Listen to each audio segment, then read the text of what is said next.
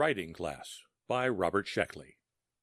Never use cliches in describing alien life forms, Professor Carner admonished his class. But Eddie persisted, with good reason. Writing Class by Robert Sheckley. Eddie McDermott paused at the door, then caught his breath and tiptoed into the classroom and to his seat. Mort Edison, his best friend, looked at him reprovingly. The class had been in session for almost 15 minutes, and one just doesn't come late to Professor Carner's lecture, especially on the first day. Eddie breathed easily as he saw that Professor Carner's back was to the class as he completed a diagram on the blackboard. "Now then," Carner said, "suppose you were writing about the Venusian Threngener, which, as you know, has 3 legs. How would you describe it?" One of the students raised his hand. "I'd call it a 3-legged monstrosity, spawned in the deepest hells of—" "No," said Carner quietly. "That kind of writing might have been all right in the earliest days of our subject. But remember, you are no longer dealing with a simple, credulous audience. To achieve the proper effects nowadays, you must underplay. Understand? Underplay. Now, someone else." Mort raised his hand, threw a glance at Eddie, and said, "How about this tripedal blob of orange protoplasm, octopus-like in its gropings?" "That's better," Carner said. "Tripedal is very nice, very exact. But must you compare it with an octopus?" "Why not?" Mort asked. "An octopus," the professor said, "is a well-known form of Earth life. It inspires no terror, no wonder. You're better comparing the Threngener to another strange monster, a Callistian Edelsplayer, for example." He smiled winningly at the class. Eddie frowned and scratched his blonde crew cut. He had liked it better the first way. But Carner should know, of course. He was one of the best-known writers in the entire field, and he had done the college a favor by agreeing to teach the course. Eddie remembered reading some of Carner's stuff. It had scared the living daylights out of him when he was younger. That description of Saturnian brains immobilizing Earth confederated ships, for example. That had been the best yarn. The trouble is, Eddie thought, I'm just not interested. He had had serious doubts about this course. Actually, he had signed up only because Mort had insisted.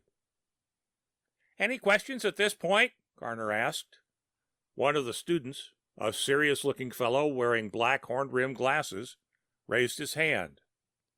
"Suppose," he asked, "suppose you were writing a story speculating on an interstellar combine formed with the purpose of taking over Earth. Would it be permissible, for greater contrast, to make Earth's enemies black-hearted villains?" A political thinker, Eddie thought with a sneer. He glanced hopefully at the clock. "It wouldn't be advisable." Carner sat back casually on the corner of his desk. "Make them human also. Show the reader that these aliens, whether they have 1 head or 5, have emotions understandable to them. Let them feel joy and pain. Show them as being misguided. Pure evil in your characters has gone out of fashion." "But could I make their leader pure evil?" the young man asked, busily jotting down everything Carner had said. "I suppose so," Carner said thoughtfully.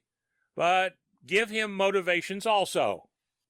By the way, in dealing with that sort of story, the panoramic kind, remember not to oversimplify the aliens' problems. If they amass an army of 20 million, all have to be fed. If the rulers of 50 scattered star systems meet in conclave, remember that different star systems have different languages, and different races have different nervous systems. Bear in mind also that there would be little logical reason for attacking Earth. The galaxy is filled with so many stars and planets. What is the necessity of fighting for one?" The horn-rimmed fellow nodded dubiously, writing his notes with tremendous speed. Eddie stifled a yawn. He preferred to think of his villains as pure, unadulterated evil. It made characterization so much easier. And he was getting tremendously bored. Carner asked questions for the next half hour. He told them not to describe Venus as a jungle-choked green hell, never, never to call the moon pock-marked, small pock-pitted, or scarred from centuries of meteoric bombardment. All this has been said, he explained, millions of times. Do not use cliches. He went on to explain that the red spot of Jupiter need not be called a malevolent red eye, that Saturn's rings don't necessarily resemble a halo, and that the inhabitants of Venus are not Venetians. All common errors, he said. I want 1,000 words from each of you next time. I suggest that you choose a planet and write a fresh study of it, avoiding with care all the cliches I mentioned. Class dismissed. Well, what'd you think? Mort asked Eddie in the hall. Isn't he great? I mean, he really knows. I'm dropping out of the class, Eddie said, making up his mind. What? Why? Well, Eddie said, there's no reason why I shouldn't call the red spot on Jupiter a malevolent red eye. I put that in a story last month, and it sounded good. And that Venetian Threngener? I think it's a monstrosity, and I'm going to write about it that way. He paused. His face hardened with conviction. But the real reason, well, I'm just not interested in journalism. I'm dropping Carner's course in fact feature article writing because I want to write fiction. The end of Writing Class by Robert Sheckley.